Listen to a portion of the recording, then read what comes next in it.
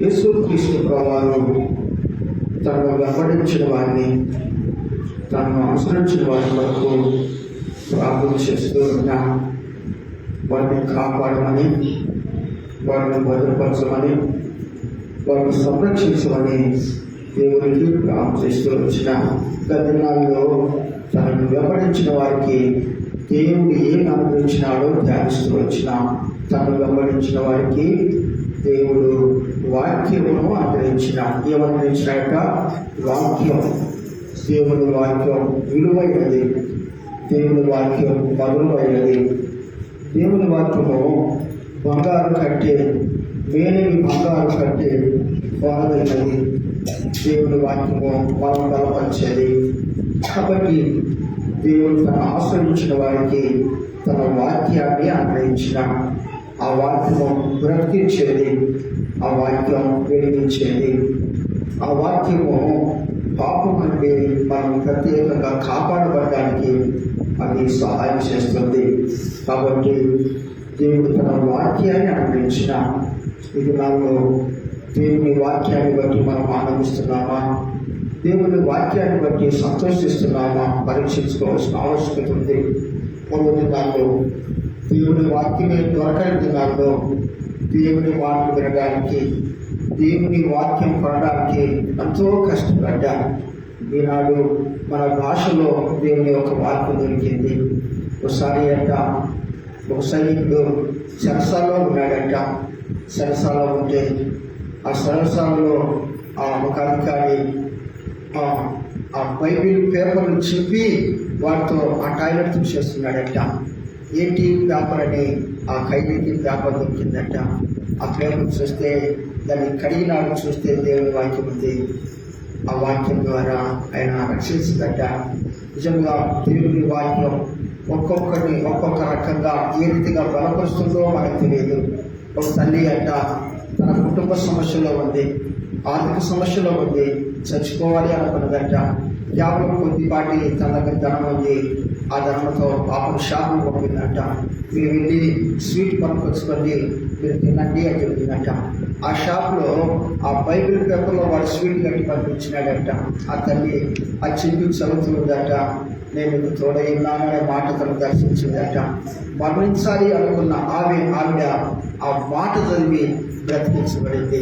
దేవుని మాట బ్రతికించేది, దేవుని మాట ఆదరించేది, దేవుని మాట మనల్ని కాపాడేది, దేవుని మాట మనల్ని కాపాడేది. కాబట్టి దేవుని వాక్యమును విలువైనదిగా, ఘనమైనదిగా ఇచ్చే అందుకే కీర్తనాకాడంట, దివారాత్రములో దేవుని వాక్యమును ధ్యానించు. అలాగే ఉందా? చదవండి అమ్మా, చదవండి. కీర్తన, మొదటి కీర్తన. యెహోవా ధర్మశాస్త్రమునందు ఆనందించుచు. చాలా అంతే, ఆనందించుచు. ఈ లోకంలో మనకిష్టమైన ఆహారం అనుకో ఆనందం, ఇష్టమైన స్థలాలనుకో ఆనందం, ఇష్టమైన వస్త్రాలనుకో ఎంత ఆనందమో కదా. నేను తెచ్చుకున్నా కట్టుకుంటా, నేను తెచ్చుకున్నా తింటా. తాత్కాలిక ఆనందం లోకములో ఉన్న వాటి వల్ల కలిగేది. లోకములో ఏదో తింటావు ఆనందం, ఏదో చూస్తావు, ఏదో ధరిస్తావు, తాత్కాలిక ఆనందం. శాశ్వత ఆనందం దేవుని వాక్యం మాత్రమే ఇస్తుంది. యెహోవా ధర్మశాస్త్రమునందు ఆనందించుచు. ఆనందంగా దేవుని వాక్యం దగ్గరికి వెళ్ళాలట. ఆనందంగా దేవుని వాక్యం దగ్గరికి వెళ్ళాలి. ప్రతి దినము దేవుని వాక్యాన్ని ధ్యానించాలి. దేవుని వాక్యం మనం బలపరుస్తుంది. దేవుని వాక్యం మనకు జ్ఞానం ఇస్తుంది. దేవుని వాక్యం మనకు ఒక ఉన్నత స్థానాన్ని ఇస్తుంది. ఒక వ్యక్తి ఐక్యరాజ్య సమితిలో ఉద్యోగాన్ని పొందుకున్నాడు. మన ప్రాంతం వ్యక్తి. ఆయన అడిగినారు, ఏమయ్యా ఈ తెలుగు వాడివై ఐక్యరాజ్య సమితిలో ఉన్నత ఉద్యోగాన్ని పొందుతున్నావంటే ఆయన అన్నాడు, చిన్ననాటి నుండి మా అమ్మ ప్రతిరోజు 2 వాక్యాలు నేర్పించేదంట. ఎన్ని వాక్యాలు? ఒకటి బైబిల్లో వాక్యము, 2 క్యాలెండర్ వాక్యం. ఆ వాక్యాలు నేర్చుకుని కంటక వాక్యం చెప్పకపోతే అల్పాహారం లేదంట, భోజనం లేదంట. నీకు అన్నం పెట్టాలి అంటే ఏం చేయాలి? వాళ్ళు అనుకుంటారంట, ఈ వాక్యానికి అన్నానికి ఏమైనా సంబంధమా మమ్మీ? నూనెలు చదువు కంటత వాక్యం మాకు తెలియదు ఎందుకోసమో కానీ ఆ వాక్యమే జ్ఞానం ఇచ్చింది, ఆ వాక్యమే మాకు విధేయతనిచ్చింది, ఆ వాక్యమే పెద్దలను గౌరవించేది నేర్పించింది, ఆ వాక్యమే పెద్దల మాటలకు లోబడి జీవించేది నేర్పించింది. విద్య రసంగు వినయంబు వినయంబు నసంగు బాధ్యత అంటాడు ఒక పెద్ద ఆయన. విద్య వల్ల వినయము రావాలి. దేవుని వాక్యం మనలో రూపాంతరపు అనుభవం చేస్తుంది. దేవుని వాక్యం చదువు నేను 2 సార్లు చదివినా 10 సార్లు చదివినా చెప్పుకోవడానికి కాదు. నీ వాక్యం చదివితే నీలో పరివర్తన రావాలి. ఏం రావాలి? నీలో మార్పు రావాలి. నువ్వు నిజముగా వాక్యం చదివితే నీ చుట్టూ ఉన్న వారి పట్ల నువ్వు ప్రవర్తించే విధానం, నీ మాటల్లో, నీ చూపుల్లో, నీ క్రియల్లో, నీ ప్రవర్తనలో గడపడాలి. దేవుని వాక్యము రూపాంతరపు అనుభవం ఇస్తుంది.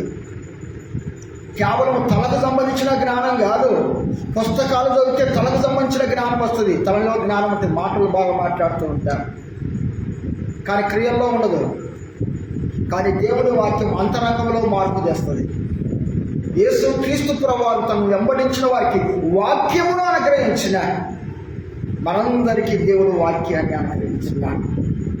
ఆ వాక్యమే, ఆ మాటే మన అక్కర కొలది మనకు సహాయం చేస్తుంది. ఆయన మాట చొప్పున చేస్తే ఆపదలో కాపాడబడతాం. ఆయన మాట చొప్పున చేస్తే అక్కరలో పోషించబడతాం. ఆయన మాట చొప్పున చేస్తే అద్భుతాన్ని చూస్తాం. ఆయన మాట చొప్పున, మన మాట కాదు, మనతో ఉన్న వారి మాట కాదు. ఆయన మాట చొప్పున చేస్తే ఆశీర్వదించబడతాం. ఆయన మాట చొప్పున చేస్తే అనేకులకు ఆశీర్వాదకరంగా ఉంటాం. ఆయన మాట చొప్పున చేస్తే వెలిగించబడతాం, బ్రతికించబడతాం, నిలిచి ఉంటాం. ఆయన మాట కొన్ని సందర్భాల్లో మనకు ఇష్టంగా అనిపించకపోవచ్చు. ఆయన మాట మనకి ఇష్టం అనిపిస్తుందా? మన మాటలే మనకు ఒకసారి ఇష్టంగా ఉండవు. ఏదో కోరుకుంటాము, కోరుకున్నది నీకు దొరుకుతుంది, ఆయన సంతోషపడిపోము. ఇలాంటి ఒక సందర్భాన్ని జ్ఞాపకం చేస్తా. యేసును ఆయన శిష్యులను వివాహమునకు ఆహ్వానించబడ్డారు. అక్కడ ద్రాక్షరసం అయిపోయింది. యేసు తల్లి మరియా ఉంటుంది, నాయన అక్కడ ఉంది, అమ్మా నాతో నీకేం పని, నా సమయం ఇంకా రాలేదు అన్నాడు. ఆ మాట వినగానే మరియమ్మ అన్నది, ఆయన మీతో చెప్పున్నది చేయి అని చెప్పింది. ఏమన్నది? ఏమన్నాడు ఇప్పుడు? అవేమన్నది, నాయన ద్రాక్షరసం అయిపోయింది అన్నది. ఇప్పుడు ఆయన ఏం చేయాలి? అమ్మ చెప్పినట్టు చేయాలా లేదా? అమ్మ చెప్పింది ఏమని, అక్కర ఉంది అని. ఆయన ఏమన్నాడు? నేను ఎరుగుదును, నాకు ఒక సమయం ఉంది అన్నాడు. అప్పుడు ఆమె ఏమనాలి? ఏమి నాయన వినపడటం లేదా, నేనెవరు కనపడటం లేదా అనదా? అనవచ్చు. అనలేదు, అనవచ్చు, తల్లిగా అనవచ్చు. నేనే చెప్తే సమయం అంటావేంటి? అడక్కర ఉంది, ఆలస్యం అయిపోతే గందరగోళం అయిపోతుంది. మనకు పెళ్లికి వెళ్తే ఆ పెళ్లిలో పెరుగు తక్కువైంది తగాద పెట్టి అనుకుని, ఎక్కడ చికెన్ తక్కువై తగాద, పెరుగు తక్కువైందిరా నాయన, మరి నీకు దయ్యం పట్టిందంటే దయ్యం కాదు, నేను వేసుకుంటే పెరుగు లక్క అంటే శత్రువు ఏదో ఒక రకంగా అక్కడ సమస్య తెచ్చిపెట్టింది అనుకున్నాను నేను. అప్పుడు ఆయన అన్నది, ఆయన ఆ మాట అనగానే ఏమన్నది ఏమన్నా తెలుసా? ఆయన మీతో చెప్పున్నది చెయ్యండి అని చెప్పింది. ఆయన చెప్పడం లేదు, ఆయనతో ఉన్న వార్తలు చెప్పింది. ఇప్పుడు ఆయన చెప్తున్నాడు, ఇప్పుడు మీరు ఆ బాణలను నీళ్లతో నింపండి అన్నాడు. ఏ బాణలు? ద్రాక్షారసపు కొరకు సిద్ధపరిచిన బాణలు కాదు, ద్రాక్షారసము అయిపోయిన బాణలు కాదు, శుద్ధీకరణ కొరకు వెలపల ఉన్న బాణలు. వెలపల బాణలు ఉన్నాయి. ఆ వివాహంలోకి వచ్చిన వారు తమను తాము శుద్ధిపరచుకుని లోపలికి వస్తారు. ఈయన అన్నాడు, ఆ బాణలను నింపుడి అన్నాడు. విన్నవారికి ఏమనిపిస్తుంది? విన్నవారికి ఏమనిపిస్తుంది? వింతగా అనిపిస్తుంది. అడిగిందేంటి? చెప్పిందేంటి? అడిగింది ద్రాక్షారసం, చెప్పింది నీళ్లు పోయమని. నీళ్లకు ద్రాక్షరసం ఎక్కడైనా పొంతన ఉందా? ద్రాక్షరసం అంటే ద్రాక్ష పండ్లు పట్టుకొని కళ్ళు మూసుకొని ఏదైనా అంటే అది బాగుంటుంది కదా. ద్రాక్షరసం అయిపోయిందంటే లేక ద్రాక్షారసపు బాణలు ఉన్నాయే, వాటిలో నీళ్లు పోసి కళ్ళు మూసుకొని ఏదో చేస్తే బాగుంది, అంతే కదా. ద్రాక్షారసపు బాణలతో కాదు, ద్రాక్ష పండ్లతో కాదు, వెలపలో ఉన్న వాటితో. వినడానికి వింతగా ఉన్నా వాళ్ళు చెప్పినట్లు చేసిన. ఏంటి వింతగా ఉంది అన్నవాడు ఒకడు కూడా లేడంట. లేఖనం అంటుంది, వారు ఆ బాణలను అంచుల మట్టుకు నింపిరి. ఎంత మట్టు నింపినారంట? ఎంత మట్టు నింపినారంట? మనకేదైనా పని అప్పగించినారంటే ఎలా చేస్తామంటే ఆ పనిలో మనం కనపడిపోతాం. అదిగో నాకు అర్థమైంది, ఈ పని అసలు చేసింది, మనం గడిపడిపోతాం. లేఖనం అంటుంది, నీ చేతికి వచ్చిన ఏ పని అయినా శక్తి లోపము లేకుండా చేయాలంట, దేవుడు చేసినట్టు చేయాలంట. అదే పని అయినా కానీ, దేవుని ఇంట్లో కానీ నువ్వు ఉన్న స్థలంలో కానీ ఏదైనా పని చేస్తే చెయ్యాలి. కాబట్టి నేనే ఉన్నానా, వాళ్ళు లేరా కదా, కొంతమంది నేనే చేయాలన్నా, కొంతమంది నాకు తెలుదులే, చాలా తెలివిగా ప్రవర్తి, నాకు కాదులే అన్నట్టు. నీ తెలివి ఆయనకు తెలుసు కదా. ఏమో ఆలయానికి రాలేదు, పనులు ఉన్నాయండి. ఏమున్నాయంట? ఇప్పుడు దేవుడు ఇంటికి నువ్వు రావాలంటే దేవుడు ఏం చేయాలి? దేవుని ఇంటికి రాకుండా నీకు అడ్డుగా ఏమొచ్చింది? ఒకటి, దేవుని ఇంటికి నువ్వు రావాలంటే పని లేకుండానే చేయాలి. ఆ పనులు చేసుకోకుండా చూడు ఏం మాట్లాడితే మనకే తెలియదు కదా. దేవుని కంటే మన జ్ఞానాన్ని చూద్దాం. యేసుక్రీస్తు ప్రవారంగా ఇప్పుడు మీరు ఆ బాణలను నింపుడు అంటే వారు అంచుల మట్టుకు నింపినారు. ఎంతవరకు అంట? అంచుల మట్టుకు. లేఖనం అంటుంది, ఇప్పుడు అన్నాడు, ఇప్పుడు ముంచి పెళ్ళి ఎవరి దగ్గర తీసుకెళ్ళాలంట? త్రాగిన వాళ్ళ దగ్గర కాదు, ఎవరి దగ్గర తీసుకెళ్ళాలంట? ఏమని చెప్పినాడు యేసుక్రీస్తు? ఇప్పుడు ముంచి అక్కడ తీసుకెళ్ళాలంట. విందు ఆ నిర్వాహకుడు ప్రధాని ఉన్నాడే, ఎవరి దగ్గర తీసుకెళ్ళాలంట? ఆయన ఏం తాగి మత్తులో ఉండడు, ఆయన పరీక్షిస్తూ ఉంటాడు, సూపర్వైజర్గా ఉంటాడు. ఇప్పుడు ఏం తీసుకోమంటున్నాడు దేవుడు? నెంబర్ 1 ముంచు అన్నాడు, సులువుగా ఉంది. ఇప్పుడు ముంచిన దాన్ని తీసుకుని వెళ్ళాలి అంటే నెంబర్ 1 విధేయత, నెంబర్ 2 విశ్వాసము, నెంబర్ 3 నమ్మకత్వము, నెంబర్ 4 అద్భుతం. విన్నడు, విశ్వసించండు, నమ్మిండు, అడుగులు వేసి. దేవుని వాక్యము విశ్వాసంలోకి నడిపిస్తుంది, దేవుని వాక్యం నమ్మకత్వంలోకి నడిపిస్తుంది, దేవుని వాక్యం అద్భుతాన్ని చూసినట్టు మనల్ని సిద్ధపరుస్తుంది. వారు సంతోషంగా ప్రధాని దగ్గరికి తీసుకెళ్ళిపోయినట్టు, విందు ప్రధాని లెక్క విందు ఆ కార్యక్రమాన్ని నడిపిస్తున్న ఆ వ్యక్తి దగ్గరికి. అప్పుడు ఆయన అన్నాడు, త్రాగి ఏమన్నాడు తెలుసా? చెప్తారు ఎవరైనా? ఆ విందు నిర్వాహకుడు ఏమన్నాడు? ఎవరైనా మొదట మంచిది పోస్తారు కదా. కొన్ని ప్రాంతాల్లో వివాహాలు జరుగుతూ ఉంటాయి. వడ్డించిన తర్వాత పలసన అయిపోతే, కొరత అయిపోతే ఏం చేస్తారు? ప్రయోగాలు చేస్తారు. పులుసాడు పెళ్ళికి వెళ్ళిపోతే ఈ పెళ్ళికి వచ్చిన వాళ్ళంతా చికెన్ తింటుంది కానీ సాంబార్ ఎవరు తింటాంలే. ఆ పక్కన మరి సాంబార్ అంతా చికెన్ ఏదంటే ఎవరు తింటాం ఏం చేయాలి? కల్పించడం. ఒకడంటా నువ్వురా మా ఊరికి రా, మేమేం చేస్తామో చూద్దామంటాడు. ఏదంటే మరి అందరూ చికెన్ అంటున్నారు, మరి సాంబార్ ఎవరు తింటారు? కల్పితే పోయా. కొంతమంది తెలివిగా భర్త అయిపోతే వేడి నీళ్ళు కలిపి పోతుంటారు.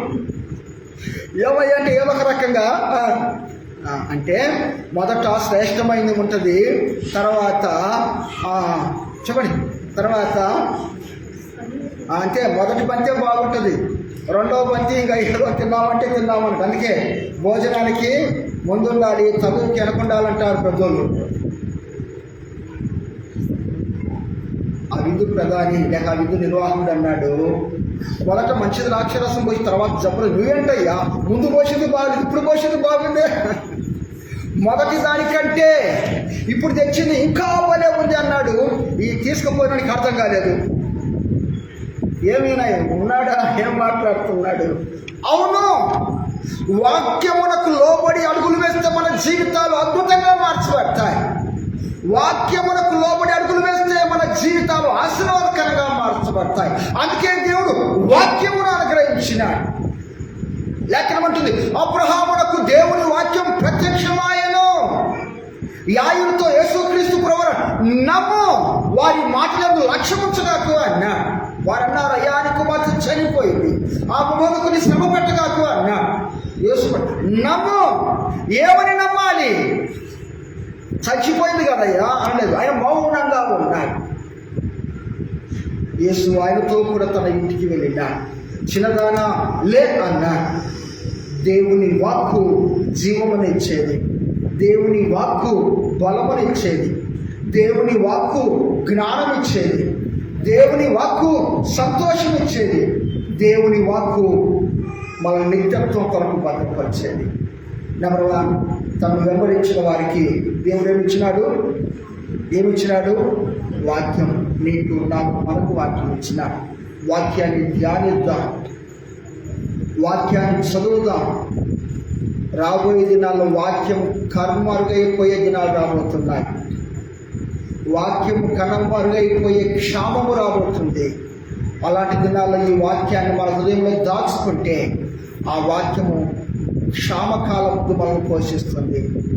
అందుకే ప్రతి దినం ఒక వాక్యాన్ని కంఠత చేయండి, నేర్చుకోనండి. ఆ వాక్యమే నిన్ను బలపరుస్తుంది, నీకు సహాయం చేస్తుంది. మాటల్లో కాదు, క్రియల్లో వాక్యాన్ని మనము అన్వయించుకోవాలి. మనకు మనం అప్లై చేసుకోవాలి. సప్లై చేస్తుంటారు వాక్యాన్ని, అప్లై చేసుకోవాలి. ఏం చేయాలి? మనకు అన్వయించుకోవాలి. అప్పుడు ఇది వారికి ఆశీర్వాదం కలగదు. దేవుని వాక్కు ఆనాడు ఆదాములను ఆజ్ఞాపించింది, నా మాట వింటే, నా మాటకు లోబడితే, నేను చెప్పినట్టు చేస్తే ఫలిస్తాను. వాళ్ళు అనుకున్నట్లు చేసినారు, దేవుని సన్నిధిని సహవాసాన్ని కోల్పోయినారు. నెంబర్ 1, దేవుడు తన వాక్కుని ఇచ్చినాడు. ఆ వాక్కు నందు ఆనందపడు. లేఖనం అంటుంది, ఆది యందు వాక్యం ఉండెను, వాక్యమే దేవుడే మన మధ్య కృపాసత్య సంపూర్ణంగా నివసిస్తూ వాక్యమై ఉన్న దేవుడు, ఆయన వాక్యమై ఉన్న దేవుడు. నెంబర్ 1, వాక్యాన్ని అనుకరించిన. నెంబర్ 2, ఎవరు ప్రార్థన చూడండి. 15వ వచనం, 14వ వచనంలో నీ వాక్యం ఇచ్చినానన్నాడు. 15వ వచనంలో చూడండి. 15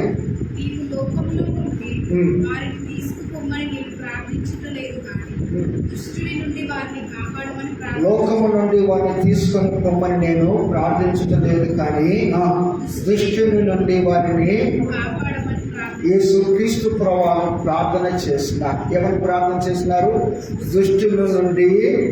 దుష్టుల నుండి కాపాడము అని యేసుక్రీస్తు ప్రభువు ప్రార్థన నేర్పించినారు. ఏమని? దుష్టుల నుండి మమ్మును కాపాడము. దుష్టుల నుండి కాపాడబడాలంటే మనం ఏం చేయాలి? దుష్టుని కుతంత్రాలు, దుష్టుని పన్నాగాలు గ్రహించి మనం కాపాడుకోవాలి. చిన్నప్పుడు కథ నిన్న కథ సారాంశం ఏంటయ్యా అంటే, బహుశా మీరు కూడా ఎదుగు ఉంటాడు. ఒక పోయేవాడట అడవికి వెళ్తున్నాడట. అడవిలో ఉన్న పక్షులన్నింటినీ పట్టుకొని వేటాడి చంపివేస్తూ ఉన్నాడట. ఒక వ్యక్తి అనుకున్నాడు, ఈ వేటగాని వారి నుంచి ఈ పక్షులను కాపాడాలి అనుకున్నాడట.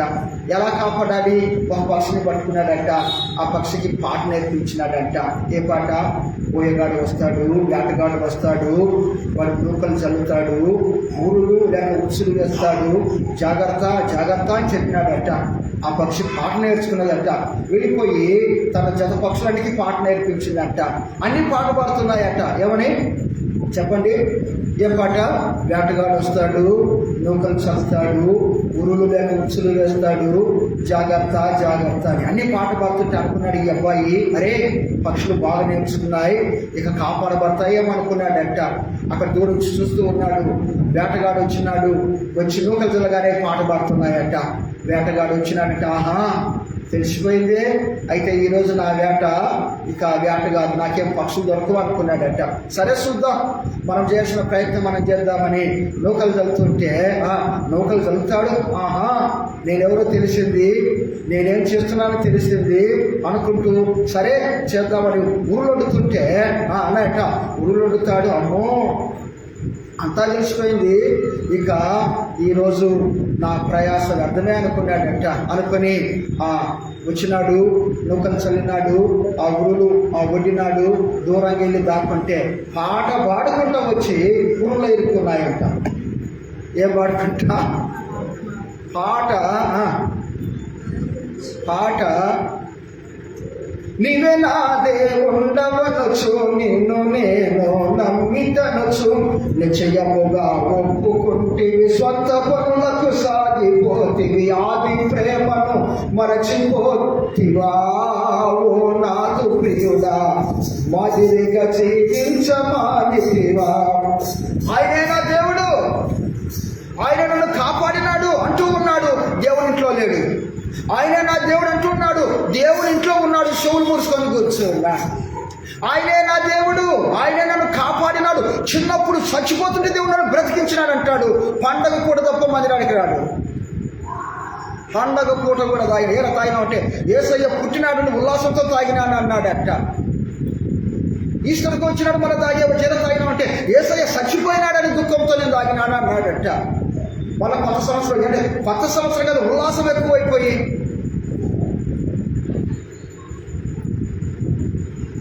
నిన్న దగ్గర పాట బాగానే ఉంది. కొత్త ఏడు మొదలు పెట్టాను, మరి పక్కనుంటే కంపు పడుతుంది. కంపు మాత్రము వానికి ఇంపే. మళ్ళీ పాటేమో కొత్త ఏడు, లోపల మాత్రం అంత కంపే. మాటలకు పరిమితం అయిపోయింది, బ్రతుకులో క్రియల్లో వాక్యము కనుమరుగైపోయింది. అందుకే లేఖనం అంటుంది, వాక్యము విని అట్లు అనుసరించకపోతే నువ్వు మోసపరుచుకుంటున్నావు, నువ్వు భ్రమలో ఉన్నా. ఒకడు అర్థంలో తన ముఖంలో చూసుకొని తన సహజ స్వరూపును మర్చిపోయిన వారి వల్ల ఉంటున్నావు. వాక్యం విని అట్లు అనుసరించాలి, వాక్యం విని అట్లు అవలంబించాలి, గైకొనాలి. అప్పుడే ఆ వాక్యం మన జీవితంలో కార్యం జరిగిస్తుంది. దుష్టుడు చాలా జ్ఞానం కలిగిన వాడు. ఎంత జ్ఞానం కలిగిన వాడయ్యా అంటే చాలా తెలివిగా వాడు మోసం చేస్తాడు. శత్రువును మనం గుర్తించకపోయినా, శత్రువు యొక్క పన్నాగాలు గుర్తించకపోయినా దేవునికి ఇష్టకరంగా జీవించలేము. అవ దగ్గరికి అపవాది వచ్చింది, ఎంత తీయగా మాట్లాడిందో. అవ్వ మోసగించబడింది, కుటుంబం విచ్ఛిన్నమైపోయింది. అపవాది ఎవరిని మృంగుతున్నా అని గర్జించు సింహం అని తిరుగుతూ ఉన్నాడట. వాడు తిరుగుతూ ఉన్నాడు. అందుకే లేఖనం అంటుంది, అపవాదికి చోటు ఇవ్వకుడి. వాడికి చోటు ఇచ్చినావు, నీకు చోటు లేకుండా చేస్తాడు. అపవాదికి ఎంత కావాలి? ఇంగ్లీష్లో ఒక లెసన్ ఉండేది. ఆ లెసన్ సారాంశం ఏంటయ్యా అంటే, ఒక అరబ్ యాత్రికుడు ఎడారిలో ప్రయాణిస్తూ ఉన్నాడట. ఒంటి మీద ప్రయాణం చేస్తూ ఉన్నాడు. ప్రయాణం చేసిన తర్వాత చీకటి పడింది. తాను టెంట్ వేసుకొని పడుకుందాం అనుకున్నాడు. ఆ ఒంటి అంటుందట, యజమాని వెలపల కాస్త చలిగా ఇబ్బందిగా ఉంది, నేను తల లోపల పెట్టొచ్చా అన్నాడట. ఓ ఎస్ అన్నాడట. తర్వాత యజమాని కాస్త ముందున్న కాళ్ళు కూడా పెడతాను అన్నట. ఓ ఎస్ అన్నాడట. ఆ తర్వాత యజమాని సగమేమో వెచ్చగా ఉంది, సగమేమో కాస్త చల్లగా ఉంది, లోనికి రావచ్చు అని ఓ ఎస్ అన్నాడట. ఒంటె లోపల ఉంది, యజమాని బయట ఉన్నాడు. ఇప్పుడు టెంట్లు ఎవరున్నారు? వెలపలు ఎవరున్నారు? వానికి చోటిస్తే లోపల వాడి తిష్ట వేసుకుంటాడు. దేవుని గుణాలు మనలో కానరావు. ప్రేమ కనపరాదు, తగ్గింపు కనపరాదు, దీనత్వం కనపరాదు, ఎదుటి వ్యక్తిని గుర్తించి గౌరవించి గణపరిచే స్వభావం ఉండదు. భర్తను పట్టుకొని కూడా లెక్క లేకుండా మాట్లాడతారు. ఈ దినాల భర్తను చాలా తెలివిగా మాట్లాడతారు. పేర్లు పెట్టి పిలుస్తాంలే, తెలుసా నీకు? లేరా, నీకు రాలేదురా, లేదు ప్రమోషన్. భర్తలను పట్టుకొని శత్రువు చేసే పని. ఆయన నీకు శిరస్సు, ఆయన నీకు యజమాని. జ్ఞానము కలిగిన స్త్రీ తన భర్తను రాజుగా చేసుకొని తాను రాణిగా బ్రతుకుతుంది. జ్ఞానము లేని స్త్రీ తన భర్తను దాసులుగా చేసుకుని యజమానురాలుగా బ్రతుకుతుంది. లేఖనం అంటుంది, క్రీస్తు సంఘమును తను తాను అప్పగించుకున్న క్రీస్తు సంఘమునకు శిరస్సు అయి ఉన్నాడు. స్త్రీకి శిరస్సు భర్తగా ఉండాలి. భర్త ఏలుబడిలో స్త్రీ ఉండాలి. స్త్రీ ఏలుబడిలో భర్త కాదు. శత్రువు చేసే పని తారుమారు చేస్తుంది. మొదటి మాట వాక్యం ఇచ్చినాడు, రెండవ మాట దుష్టుని కాపాడాడు, మూడవ మాట 3 మాటలు జ్ఞాపకం చేసి చదువుతున్నామా? మూడవ మాట చదువునైనా 22వ వచనం.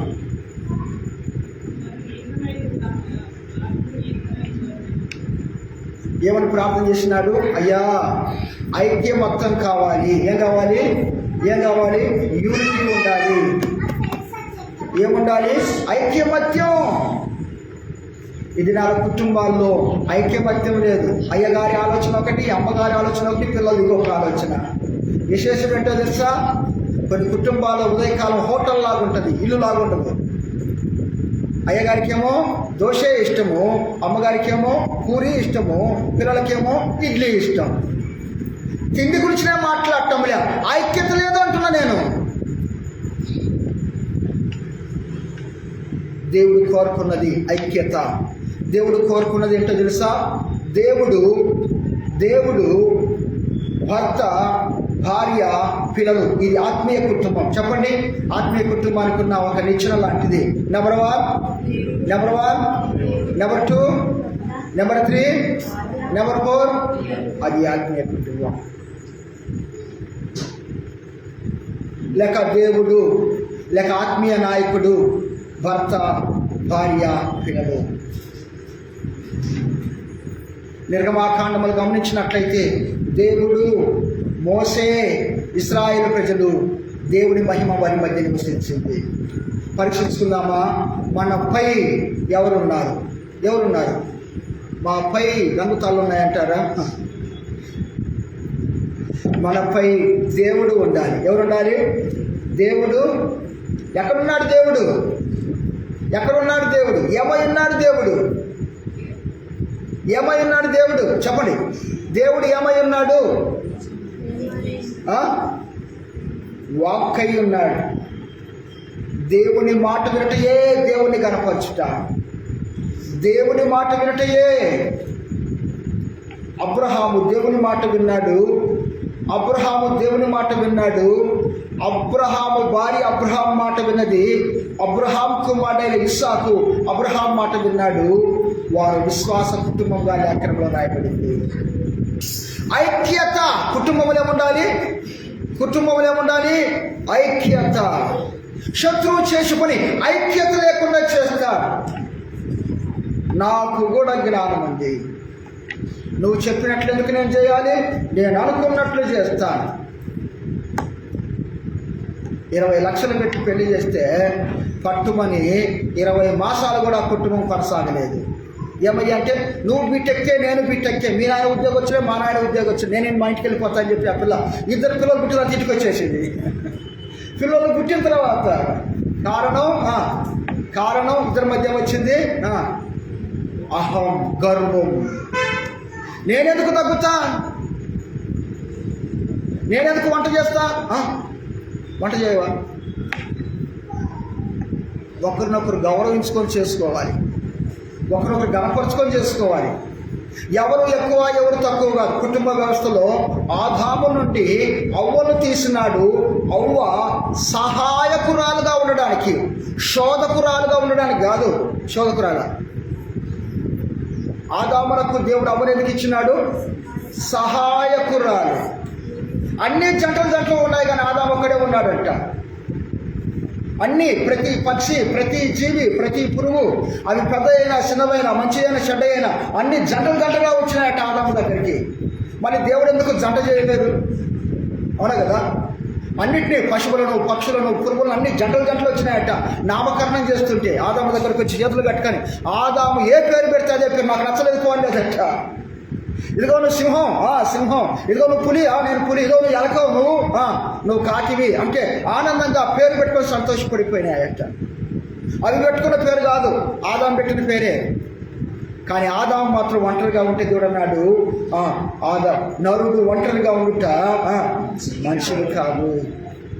కాబట్టి ఆదామునకు గాఢ నిద్ర కలగజేసి తన ప్రక్కలో నుంచి ఒక ఎముకను తీసి ఏం చేసినాడు? స్త్రీగా నిర్మించి ఆదాము ఏమంటాడో అని దేవుడు చూస్తూ ఉన్నాడట. ఏమన్నాడు ఆదాము? ఆదాము ఏమన్నాడు? ఏమన్నాడా? మేము చూసినామా? మేము ఉన్నామా ఏ దేవనంలో? చెప్పండి. ఆదాము ఏమన్నాడు? అవ్వను చూడగానే ఆయన చూసి ఆనందపడాలి కదా. ప్రభువానికి స్తోత్రం ఆయన. పురుగులు, పక్షులు, జంతువులు అన్నీ జంటలుగా ఉన్నాయి. నేను ఒక్కనే ఉన్నానే అనుకుంటూ ఉండగానే నాకు భాగస్వామి ఇచ్చిన స్తోత్రం అనక, అంతే కదా, అనాల్సింది ఏంటి? ప్రభువా నిన్ను స్తుతిస్తూ ఉన్నాను, నాకు భాగస్వామిని ఇచ్చినావు అనేది మర్చిపోయింది ఆదాం. ఆనందం వచ్చి అయ్యగారు అన్నీ మర్చిపోతూ ఉంటారు. కానీ అమ్మగారు మర్చిపోరు, ఇంకా అంటూ మర్చిపోతున్నారు.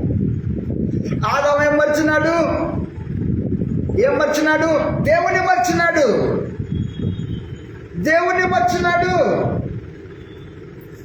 దేవుని మరిస్తే ఏమవుతుందో తెలుసా? అవ్వ ఆదామును మర్చిపోయేటట్టు చేసింది.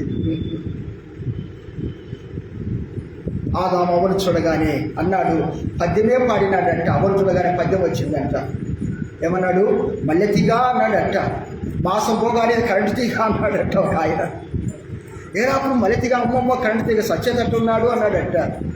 నారి నాది నా ఎముక అన్నాడట. నాకు తీయమన్నాడట. నారి అనబడను, నారి అనగా నాది అన్నాడట. దేవుడు అమ్మా ఇంత ఉల్లాసముద్రను ఆయన. సరే సంతోషించుడి, ఆనందించుడి అన్నాడు. కొన్ని దినాలు లేక కొన్ని మాసాలు, కొన్ని సంవత్సరాలు గడవగానే అపవాది ప్రవేశించినాడు.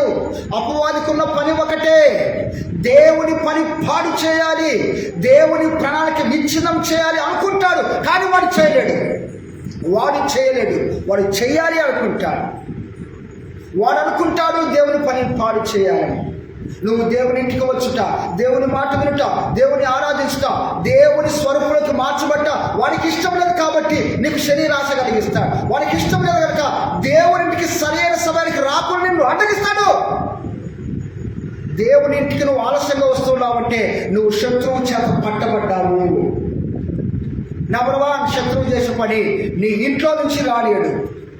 నెంబర్ 2, వచ్చినా నిన్ను కుదురుగా కూర్చోనియడు. నెంబర్ 3, కూర్చుని వాక్యం వినకుండా వాడు నిన్ను ఇబ్బంది పెడుతూ ఉంటాడు. దేవుని ఇంటికి నువ్వు నడవలేకపోతున్నావు అంటే నువ్వు గుర్తించుకో. ఏం చేయాలి? కరెక్ట్ పట్టుకోగానే వేడెక్కువ ఉందనుకో, ఏం చేయాలి? వేడెక్కువగా ఉందంటే ఏం చేయాలి? ఇనికి పారాసెటమాల్ అవసరము అని. ఇంకా కొంతమందికి వేడి ఎక్కువ అయిపోతుంటుంది. అప్పుడు ఏం చేయాలి? ఇది తొందరగా దావఖాన పంపాలి. ఏ ఖానా?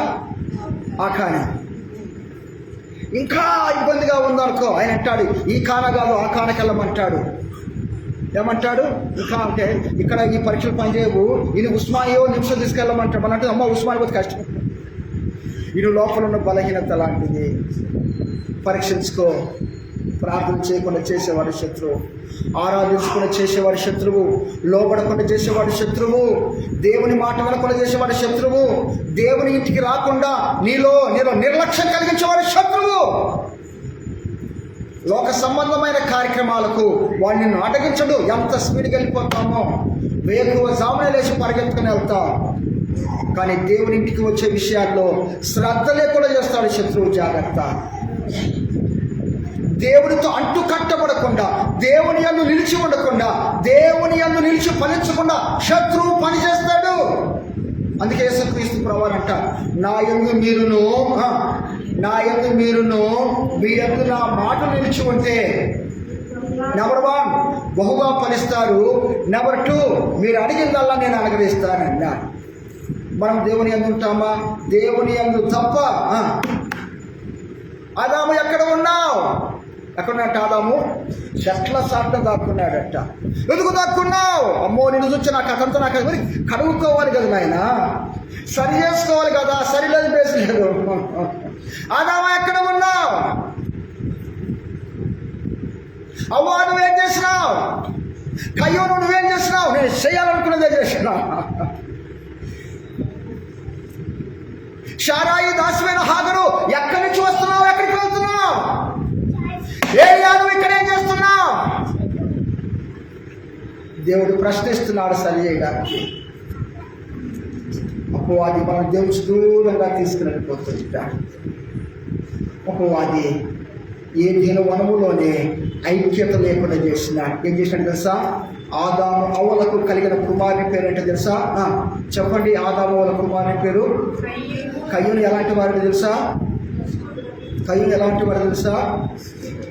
తనకు అనుకూలంగా లేకపోతే అడ్రస్ లేకుండా చేసేవాడు. కయ్యూను తన తమ్ముడైన హేబేలును ఎత్తుకొని ముద్దాడిండా. ఎందుకు? హేబేలు కయ్యూను ఏమన్నా కీడు చేసినాడా? హేబేలు కయ్యూనుకు ప్రతికూలంగా లేచినాడా? హేబేలు కయ్యూను గురించి ప్రతికూలంగా మాట్లాడినాడా? చెడు చేసినాడా? చెడు మాట్లాడినాడా? ఎందుకు కయ్యూను హేబేలును హతమార్చినాడు? ఏబేలు దేవునికి ఇష్టకరంగా ఉంటా, కయ్యూనికి ఇష్టం లేదు. జాగ్రత్త, లోకంలో నీకు శ్రమ కలుగుతుంది, అయినను ధైర్యముగా ఉండు. లోకం తన వారిని ప్రేమిస్తూ ఉంది, లోకం తన వారిని స్నేహిస్తుంది. లోకము నుంచి ప్రత్యేకించబడ్డావు కనుక నీతో వైర్యము పెట్టుకుంటుంది. నేను ఒక వ్యక్తిని అడుగుతున్నాను. ఆ వ్యక్తి అంటున్నా, అబద్ధంగా, బ్రదర్ ఆ పట్టణంలో ఒక వ్యక్తిని బాంబు వేసి చంపినారు, నువ్వు విన్నావా అన్నా.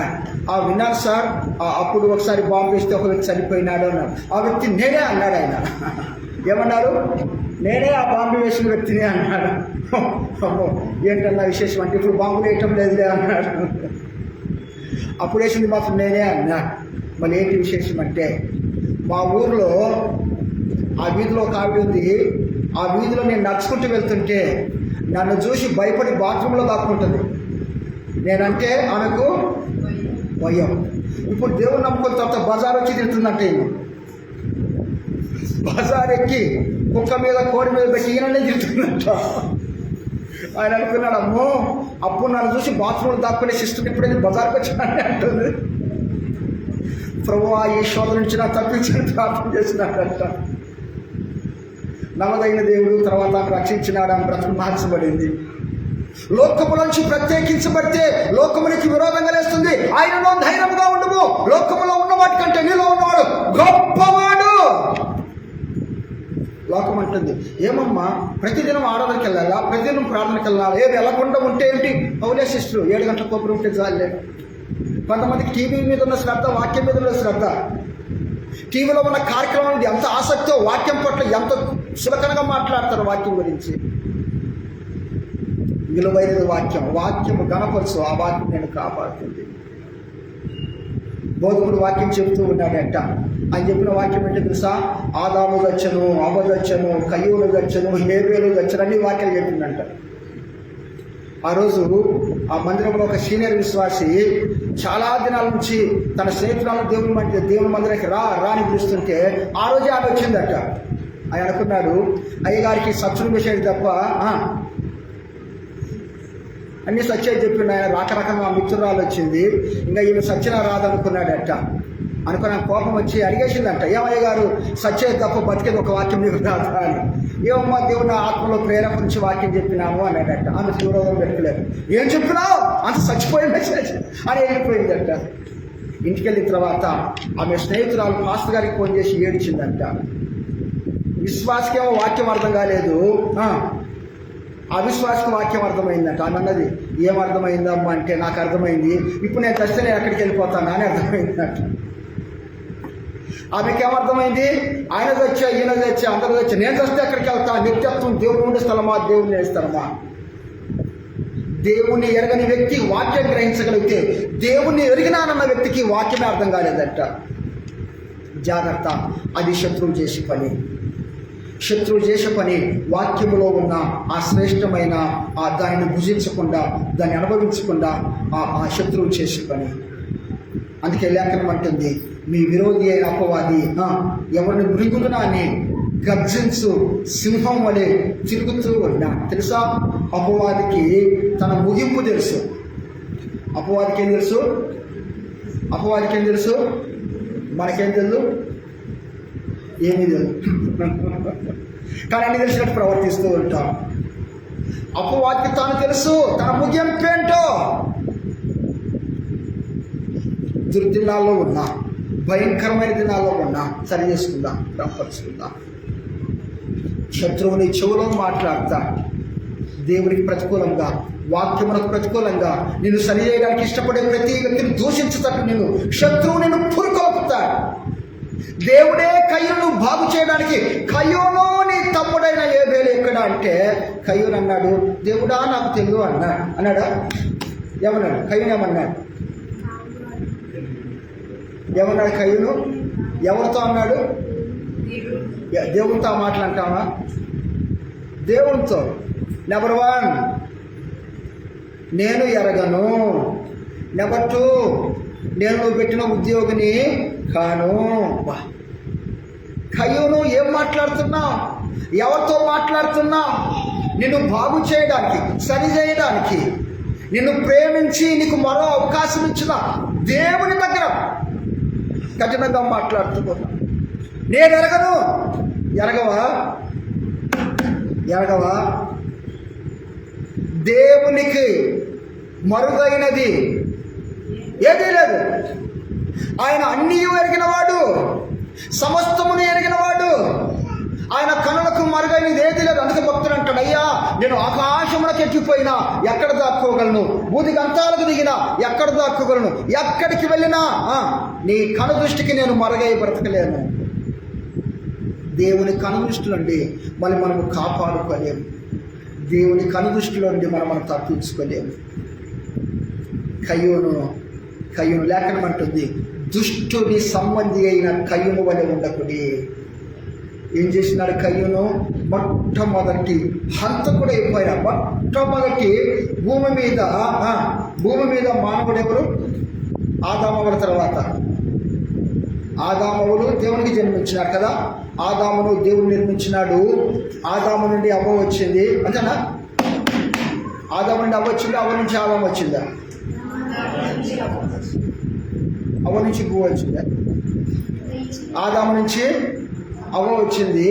ఆదామవ్వల నుంచి కయ్యూను వచ్చినాడు. కయ్యూను ఏమైపోయినాడు? కయ్యానికి పోయినాడు. ఎవరితో కయ్యం పెట్టుకున్నాడు? కరుణామయుడైన దేవునితో కయ్యం పెట్టుకుంటే ఏమవుతుంది? మన ఎవరు అన్నారు, ఒరే ఆకాశం మీద ఉమ్మేస్తే ఏమవుతుందిరా అన్నాడు. నీ మూతి మీద పడుతుందిరా. వాళ్ళ ఇంట్లో బల్లి ఉందంట. ఆ బల్లి మీద కోపం వచ్చింది ఆమెకు. కోపం వచ్చి ఏం చేసింది తెలుసా? నీళ్ళను బాగా వేడిగా నీళ్ళను మరిగించి గోడ కొట్టిందంట. మొత్తం వచ్చి మాకు కనబడ్డాయి. బల్లి మీ ఇంట్లో ఉంటే నువ్వు చేయాల్సిన పని ఏంది? బల్లి అంటే అసహ్యం అంటావు నాకు. కాబట్టి ప్రయోగం చేసింది. ఏం ప్రయోగం? వేడి నీళ్ళు పోసి కొడితే బల్లి ఏమైపోతుంది అనుకున్నది. కానీ పాపం కొన్ని దినాలు ఈమె మాత్రము బల్లి కంటే అన్యాయం అయిపోయింది. వేడి నీళ్ళు ముఖం మీద పడితే ఇంకేమైపోతుంది? ఇంతే సంగతి. ఇంట్లో ఏమైనా పోయాలి బర్ణ. ఏమైంది ఆ ముఖము? బల్లి కథ చెప్పాలి. ఇంకా అరే బల్లిని ఎవరైనా చంపుతారా? బల్లి ఉంటే సువాను చెయ్యను లేదా కొట్టు సంపు కదా, చీపిరితో కట్టుతున్నా నీకంతా కదా. ప్రతి ఇంట్లో ఉంటుంది బల్లి. రాజు ఇంట్లో ఉంటుంది, ఎక్కడైనా ఉంటుంది బల్లి, అవునా కదా. ఇష్టం లేదంటే కట్టతో కొట్టు, లేకపోతే ఇష్టం లేదు చీపురి కట్టతో కొట్టు. కానీ ఈ ప్రయోగం ఏంటి? బాగా కాగబెట్టి నీళ్ళు గోడ కొడితే ఆ నీళ్ళు బల్లి మీద కాదు కానీ ఈమె మీద పడిపోయింది. మొత్తం ఒళ్ళంతా బొబ్బలు వచ్చిపోయింది అక్కగారికి. సుందరం అంతా ఏమైపోయింది?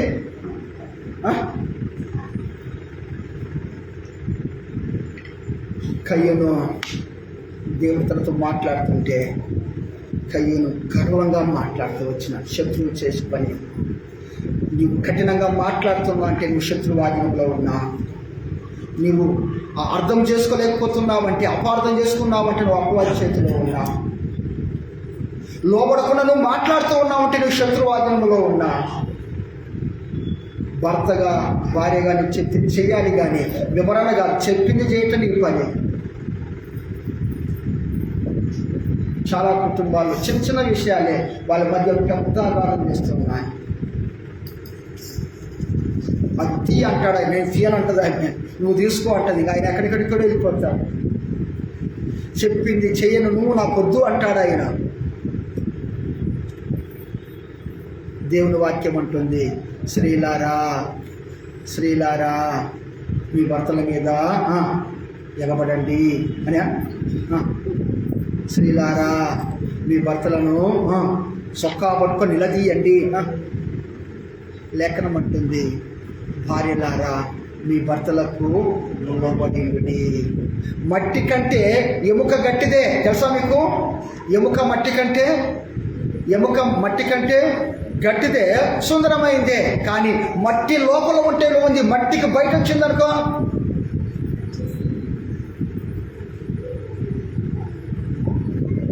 పాస్టర్ గారు వాక్యం చెప్తున్నారట, స్త్రీ కఠినమైనది, ఎముక లాంటిది, అందమైంది అన్నాడట. పక్కన బాబు అందమైందే కానీ మట్టి లోపల ఉంటేనే ఆ అందం ఉండేది. మట్టిని దాటిందనుకో, మట్టి ఆదాము, మట్టి చెప్పరేంటండి, మట్టి ఆదాము, మట్టిలో నుంచి ఎముక బయటకు వచ్చింది. ఈ ఎముక ఏం చేయాలి? మట్టికి లోబడి ఉండాలి.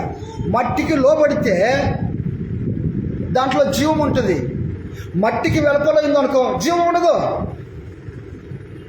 ఎముక శరీరం లోపల ఉందనుకో దానికి జీవం, బయటకు వచ్చిందనుకో నిర్జీవ స్థితి.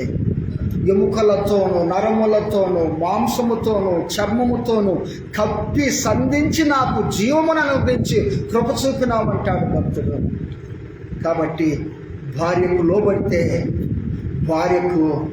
భార్య భర్తకు కిరీటం లాగుంటుంది. లేఖనం అంటుంది, ఓ స్త్రీ నీ భర్త నీకు శిరస్సు అయితే, నువ్వు అనుకోగలిగిన స్త్రీవైతే ఆ శిరస్సుకు నువ్వు కిరీటమవుతావు. కృపయు ఘనతయు ఆయన వల్ల అనుగ్రహించబడ్డాయి. కృపయు అంటే గత ఉపవాస ప్రార్థన జ్ఞాపకం చేస్తూ వచ్చిన కీర్తనాకారుడు ప్రార్థన చేస్తాను. అయ్యా చెప్తారా? ప్రార్థన 3 మాటలు చెప్తూ వచ్చిన 3 మాటలు. విస్తరించినారు, బాధించేవారు అనేకులు, ప్రతికూలంగా లేచినారు, అనేకులు చెప్పుకుంటూ ఉన్నారు, నేనైతే నీ వైపు చూస్తాను. శత్రువు చేసి పని ఏంటయ్యా అంటే, నీ ఇంట్లోనే నీకు విరోధంగా లేపుతాను. ఏం చేయాలి? నీ ఇంట్లో విరోధంగా లేస్తే ఏం చేయాలి? బయట అయితే వెళ్ళిపో అంటాం మన కదా. ఇంట్లో అయితే ఏం చేయాలి? దావీదులకు విరోధంగా అబ్షలోము లేచినాడు. అబ్షలోము తన కుమారుడు, ప్రియమైన కుమారుడు, అధికార వాంఛతో తన తండ్రి మీద యుద్ధానికి వచ్చినాడు.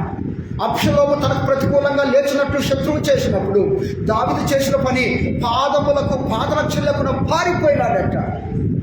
యుద్ధం చేయలేదు, దేవుని ఆశ్రయించినాడు. శ్రమలో కష్టములో ప్రభువుని ఆశ్రయించే వారిగా ఉండాలి. అపవాది వేయుచున్న అగ్ని బాణములను ఆర్పుటకు ఏముండాలి? విశ్వాసం అనే ఢాలు ఉండాలి. అపవాది వేయుచున్న అగ్ని బాణములు ఆర్పడానికి విశ్వాసం అనే ఢాలు ఉండాలి. వాక్యం అనే ఖడ్గం ఉండాలి. ఏముండాలి? మన చేతిలో ఏముండాలి? చేతిలో దేవుని వాక్యం అనే ఖడ్గం ఉండాలి. విశ్వాసం అనే డానం ఉండాలి. రక్షణ అనే శ్రేష్ఠానం ఉండాలి. నీతి అనే మైమరం ఉండాలి. సత్యం అనే నడికట్టు ఉండాలి. సువార్త సిద్ధ మనసునే జోడు మనం కలిగి ఉండాలి.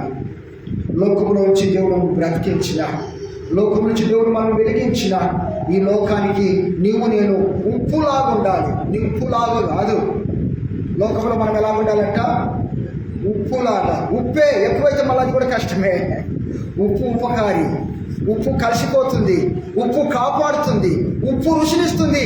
నీవు నేను లోకంలో ఉప్పులాగా ఉండాలి. ఎదుటి వారిని క్షేమాన్ని కోరేవారిగా ఉండాలి, ఎదుటి వారిని బ్రతికించేవారిగా ఉండాలి. లోకంలో నీవు నేను వెలుగుగా ఉండాలి, వెలుగుతోతలాగా కాదు, వెలుగుతూ ఉండాలి, వెలిగించాలి. ఈ లోకంలో నీవు నేను ఫలించేవారిగా ఉండాలి. ఎలా ఉండాలి? గొడ్డుబారిన జీవితం కాదు, ఫలాలు లేని బ్రతుకు కాదు. దేవుడు నిన్ను పిలిచినాడు, ప్రత్యేకించినాడు. ఐక్యత కలిగి ఉంటే లోకానికి ఉప్పుగా ఉంటాం. ఆదాము వాళ్ళ జీవితంలో ఐక్యత కొరవడిపోయింది. ఏమైపోయింది? వారి అవిధేయత లోకములో పాపం, మరణం వచ్చింది. అబ్రహాము కుటుంబము ఐక్యతతో, విధేయతతో దేవుని మార్పులో పడ్డారు. అబ్రహాము కుటుంబం ఈనాడు నీకు నాకు విశ్వాసానికి ప్రమాణముగా ఉన్నారు. అబ్రహాము విశ్వాసానికి తండ్రిగా ప్రసిద్ధికి చెందినాడు. నోవాహు దేవుని మాటకు లోబడి నోవాహు భార్య, నోవాహు పిల్లలు ఎంత ఐక్యత అండి. కొన్ని వందల ఏళ్ళు దేవుడు చెప్పిన పని చేసినారు. ఆ పని తప్ప మరో పని లేదు వాళ్ళకు. నోవాహు కుటుంబం ఎంత ఐక్యతో కదా. నోవాహుతో దేవుడు అన్నాడు, నోవాహు నీవు నీ ఇంటి వారు నీతో పాటు సమస్త జీవరాశి బ్రతికించబడాలంటే నేను చెప్పిన పని చేయి. అయ్యా నువ్వు చెప్పే పని నాకు రాదు అనలేదు. దేవుడే మనకు ఒక పని అప్పగిస్తే పనికి తగు సామర్థ్యమును దేవుడు అనుగ్రహిస్తాడు, పనికి తగు జ్ఞానమును దేవుడు అనుగ్రహిస్తాడు. నోవాహు ఏం చేసినాడు? నోవాహుతో చెప్పినాడా దేవుడు? నోవాహు భార్యతో చెప్పినాడా? నోవాహుతో ఏం చెప్పినాడు దేవుడు? ఏం చెప్పినాడు దేవుడు? నోవాహు నువ్వు ఒక గోడ కట్టు అన్నాడా? గోడ కట్టు. అయ్యా నాకు శాత కాలేదు ఆయన లేదు. చితిసారపు మానుతో 3 అంతస్తుల గట్టు, నీకే కాదు నీతో పాటు సమస్త జీవరాశి బ్రతికి ఉండాలి, సజీవంగా ఉండాలి. వాటికి నాకెందుకు, వాటికి అప్పగి అనలేదు. నోవాహు భార్య, నోవాహు కుమారులు, నోవాహు కోడళ్ళు, చెప్పండి, నోవాహు భార్య, నోవాహు కుమారులు, నోవాహు కోడళ్ళు కూడా మామ చెప్పినట్టు చేసిన. నువ్వు చెప్పు, మీ నాయన చెప్తే నువ్వు చేయి, నేను చేయను అనలేదంట. కొంతమంది ఆ కోడలు ఎలా ఉంటున్నాయి అంటే అమ్మ నాన్నంటే ఇష్టం, అత్తమామంటే ఇష్టమే ఉండదు. ఏమో తినేది ఉండేది అత్తమామింటి దగ్గర, కానీ అమ్మ నాన్నంటే ప్రేమ. అదేందో అర్థం కాదు. అమ్మ నాన్నను అత్తమామను ప్రేమించు, అది నీకు దీవెన, నీకు ఆశీర్వాదం. వాళ్ళ కోసం ప్రత్యేకంగా ఉండగా నువ్వు వండిందే పెట్టు, వాళ్ళు నిన్ను దీవిస్తారు, నిన్ను ఆశీర్వదిస్తారు. విరోధంగా తయారుగా వాళ్ళెవరు మాకు ఎదురు శత్రువులాగా, అది బుద్ధికి రత అంటుంది లేఖనం. నీ తల్లిదండ్రులను, నీ వైపు తల్లిదండ్రులను, మీ ఆయన వైపున తల్లిదండ్రులను ప్రేమించు. నీకున్న దాంట్లోనే వారికి సేవ చేయి, అది నీకు దీవెన, నీకు నీ పిల్లలకు ఆశీర్వాదం. నువ్వు తెలివిగా ఈనాడు మీ అత్తమామను పట్టించుకోకపోతే రేపు దినాన్ని నువ్వు కూడా అత్తమామ అయితే మీ కోడలు నీకంటే ఇంకా 10% ఎక్కువ నిన్ను తిప్పలు పెడుతుంది. ఒక ఇంట్లో అత్తమామకు కోడలి ఒక డొక్కు చెంబు పెట్టిందట, ఒక డొక్కు గిన్నె పెట్టిందంట. ఎలాంటి గిన్నె? ఉన్న గిన్నెలు కాదు, డొక్కులో పెట్టి చెరువు నిసిరేసేదంట. ఒక దినాన్ని అది కనపడటంలే, వాళ్ళ అమ్మ ఇల్లంతా ఎత్తుకుతుంది. ఎక్కడుంది కనపడటం. అప్పుడు అడిగినాడట వాళ్ళ ఇంట్లో పిల్లని, ఏరా ఆ గిన్నె ఎదురంటే నేను దాచిపెట్టాను మమ్మీ అన్నాడు. ఎందుకంటే రేపు మీరు ముసలైతే మీకోసమో అని చెప్పినాడట. అమ్మా, ఇప్పుడు ఈమె వాళ్ళ అత్తమామ దాచిపెట్టిన గిన్నె చెంబు కొడుకు దాచిపెట్టిందంట. ఎందుకంటే రేపటికి మీకు కావాలి దాచిపెట్టిన, రేపు మీకు ఇదే గిన్నె. అమ్మ పుత్రరత్నమా ఏరైనట్టు తయారైనావు. లేఖనం అంటుంది ప్రేమించు. మీ భర్తకు మూలం వాళ్ళే కదా. వాళ్ళకున్న దాంట్లో ఏదో ఇచ్చిన, ఒకవేళ మీ అమ్మ నాన్న ఇచ్చినట్టు ఇవ్వకపోవచ్చు. వాళ్ళకున్నది ఏదో ఇచ్చిన గౌరవించు. పోటీ పెట్టగా మా అమ్మోళ్ళు ఇంత ఇచ్చినారు, మీ అమ్మోళ్ళు ఏమి ఇచ్చినారు అవసరం లేదు. వాళ్ళకున్నది ఏదో ఇచ్చినారు, గౌరవించు. దేవుడు వారికి ఇచ్చినారు. ఏమి ఇవ్వలేదా? నీ భర్తకు మూలం వాళ్ళే కదా, అందుకైనా వారిని గౌరవించు. వృద్ధాప్యమందు తల్లిదండ్రులాగా వారిని ప్రేమించుట, వారి ఆలన పాలన చూసుట, అది ఆశీర్వాదం. ఈ దినాల్లో చాలామంది పాప వృద్ధాప్యం తల్లిదండ్రులు ఆస్తిపాస్తులు లాక్కుంటున్నారు. వాళ్ళను రోడ్డు మీద కొంతమంది శ్మశానానికి పంపిస్తున్నారు. ఎంత క్రూరత్వం అనాలా, ఏమనాలా? పూర్వదినాల్లో ఎవరైనా ఆకలితో ఉంటే వెళ్ళి అన్నం పెట్టేవారు. ఎవరైనా కానీ ఒక వ్యక్తిని చూస్తే ఆకలితో ఉంటే ఏమంటే ఏమనైనా ఎవరు బ్రతుకులు ఎలాగుంటాయో కొద్ది సహాయం చేస్తే మనకు క్షేమం ఉంటుంది, రండి ఉండండి తినండి అని ఆహ్వానించేవారు. ఈ దినాల్లో ఇంట్లో ఉన్న వారిని గెంటేస్తున్నారు. శత్రువు చేసే పని, దుష్టుడు చేసే పని. నువ్వు అనుకుంటున్నావు జ్ఞానం కలిగిన, నువ్వు అజ్ఞానంగా ప్రవర్తిస్తున్నావు. శత్రువు నీలో దూరి ఆ పని చేస్తున్నాడు. నీలో దేవుడు ఉంటే ప్రేమిస్తా, నీలో దేవుడు ఉంటే వారిని ప్రేమిస్తా, వారి పట్ల సహనాన్ని కలిగి ఉంటా, వృద్ధాప్యంలో ఉండా. ఒకవేళ ఆ చెంబు కింద పడి నీళ్ళు పడిపోవచ్చు, ఒకవేళ బట్టలు తడిసిపోవచ్చు. చిన్నప్పుడు మీ అమ్మ నాన్న నీకు పరిచయం చేయలేదా? అలా చేయి, నీవు దీవించబడతా. వారితో కసురుసులాడగా, విరోధంగా ప్రవర్తించగా, అది మంచిది కాదు. శత్రువు చేసే పని. ఆశీర్వాదముతో కూడిన వాగ్దానం ఏదైనా ఉందంటే నీ తల్లిని నీ తండ్రిని సన్మానించు. నిన్ను కన్నవారే కాదు, మీ ఆయన కన్నవారు కూడా నీకు తల్లితో తండ్రితో సమానం. మిమ్మల్ని ఆత్మీయంగా నడిపించేవారు కూడా మీ తల్లితో తండ్రితో సమానం. సన్మానించు, దీవించు భర్త. శత్రువు చేసే పని. ఆ అవ్వ అపవాది చేత మోసగించబడింది. ఆదాముకు మాట్లాడే అవకాశం లేదు. తిను అంటే తినేసినాడు, అంతే. పాపం ఏమైపోయింది? దేవుని సన్నిధి లేదు, దేవుని సహవాసం లేదు, దేవుని స్వరం లేదు. కుటుంబంలో ఒకరిపై ఒకరు నెపాలు మోపుకుంటున్నారు. నెమ్మది కరువైపోయింది. కారణం, యేసు ఉంటే నీ ఇంట్లో నెమ్మది ఉంటుంది. అందుకే లేఖనం అంటుంది, నెమ్మది లేకుండా విస్తారమైన ధనం ఉంట కంటే నెమ్మది కలిగి రొట్టె మొక్క తినడం మేలంట. తెలుసా? కొంతమంది ఆస్తిమంతులు ఉంటారు కానీ కుటుంబంలో నెమ్మది ఉండదు. కొంతమంది తినడానికి పూటకు తిండి ఉండదు కానీ భార్య భర్తలు ఎంత నెమ్మదితో ఉంటారో. వాళ్ళు తినడానికి ఉండదు, కట్టుకోవడానికి ఒకే బట్ట ఉంటుంది, అప్పుడే తిండి. అయినా వారు ఎలా ఉంటున్నాయి అంటే 20 ఏళ్ళు అయినా అప్పుడే పెళ్ళైనా అన్నట్టు ఉంటుంది. కొంతమందికి కావలసినంత డబ్బు ఉంటుంది కానీ భార్య అంటే భర్తకు, భర్త అంటే భార్యకు అసలే పడదు. ఒక దైవ సేవకుని ఒక గెస్టెడ్ ఆఫీసర్ తన ఇంటికి ఆహ్వానించినాడట. గెస్టెడ్ జిల్లాధికారి ఇంటికి వెళ్తే, ఆ ఇంటికి వెళ్తుంటే ఒక ఆవిడ అందంగా తయారై వెళ్ళిపోతుందట. ఆయన అన్నాడు, అయ్యా ఆమె ఎవరు అంటే, ఆమె మా ఆవిడ అన్నాడట. ఎక్కడికి వెళ్తుంది? ఏమో చాలా దినాలైంది, ఆమె మార్గం వేరే, నా మార్గం వేరే అన్నాడట. ఇంట్లో చాలామంది పనివారు ఉన్నారు. ఇంట్లోకి వెళ్తే ఒకడు మంచంలో పడిపోయినా. ఏమైందయ్యా అంటే, వీడు చెప్పిన వాటి వెనక తిరిగి తిని ఈ రోగాన్ని తెచ్చుకున్నాడు. ఇంకొక ఇంట్లోకి వెళ్తే ఒక పిల్ల దయ్యంలాగా అయిపోయిందట, పిచ్చిదైపోయింది. ఆ అధికారింట్లో ఏముంది? అధికారింట్లో ఏముంది?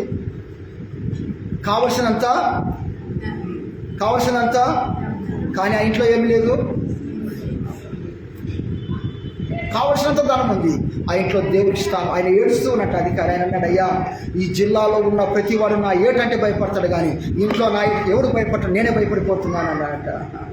బాగా నా మాట విందు, ఇదిగో ఇది నా మాట వెనక ఈయన బతికొచ్చింది, ఇదిగో ఇది నా మాట వెనక ఎవరినో ప్రేమించింది, వాడు మోసం చేసి తిక్కదైపోయింది. నేనేం చేయాలి? ఆ ఇంట్లో శత్రువు ఏలుబడి చేస్తూ ఉన్నాడు, దుష్టుడు ఏలుబడి చేస్తూ ఉన్నాడు. కుటుంబంలో ఐక్యత లేకుండా చేసేవాడు శత్రువు. దేవుని ఇంట్లో ఐక్యత లేకుండా చేసేవాడు శత్రువు. మనకందరూ తెలిసిన ఒక సంఘటన జ్ఞాపకం చేయనా? సొలొమోను రాజు దగ్గరికి 20 స్త్రీలు వచ్చిన కదా. 20 స్త్రీలు ఒక బాబుని తీసుకొచ్చినారు కదా. ఏమంటారు? ఆ శిశువు నాది అని ఒక ఆవిడ అంటది, ఆ శిశువు నాది అని. ఉన్నారా? ఒకే శిశువు ఇద్దరు తల్లులు అంటారు, ఆ శిశువు నాది అని ఒక తల్లి అంటుంది, మరో తల్లి ఏమంటుంది? ఆ శిశువు నాది అని. అప్పుడు రాజుగారు అన్నారు, ఖడ్గము పట్టుకొని రమ్ము, ముక్కలుగా చేయము, పంచిపెట్టుము అన్నాడట రాజుగా. శిశువు ఒక్కడే, స్త్రీలిద్దరూ ఏం చేయాలి? ఖడ్గము తెమ్ము అన్నాడట. అనగానే తల్లి అంటుంది, అమ్మా వద్దు నాయన, ఖడ్గము శిశువుపై పడితే శిశువు ఏమైపోతాడు? వద్దు అన్నది కన్న తల్లి. ఆ కన్నని తల్లి ఉందే ఏమన్నది? రాజా నీ ఆలోచన, రాజా లెస్స పలికితివి, తెమ్ము ఖడ్గము, కత్తరించుము, ఇమ్ము బాగా. ఏమన్నది? తల్లి కాని తల్లేనా? ఏమంటుంది? ముక్కలు చేయి.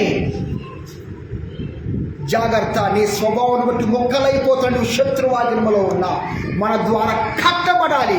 కుటుంబమైన కట్టబడాలి, వ్యక్తులైన కట్టబడాలి, సంఘమైన కట్టబడాలి. ముక్కలు కాకూడదు, మన ద్వారా ముక్కలు కాకూడదు. ముక్కలవుతుందంటే నువ్వు దేవుని ఆధీనంలో లేవు. తల్లి ఏమంటుంది? అమ్మ వద్దు నాయన, ఆమెకేం చేసాయి?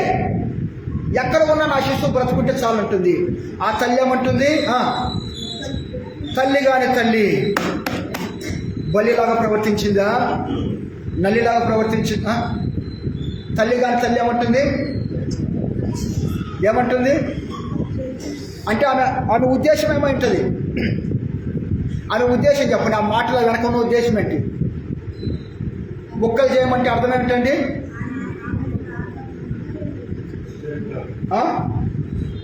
నాకు కొడుకు ఉండకూడదు, ఎంత బుద్ధిహీనత. నేను వెళ్ళను, నువ్వు వెళ్ళగాకు, నేను చేయను, నువ్వు చేయగాకు. శత్రువు చేసే పని, పాడు చేసే పని. రాజు గ్రహించగలిగినాడు, బుద్ధి కలిగిన తల్లి ఎవరు, బుద్ధికి రాలేదు తల్లి ఎవరు.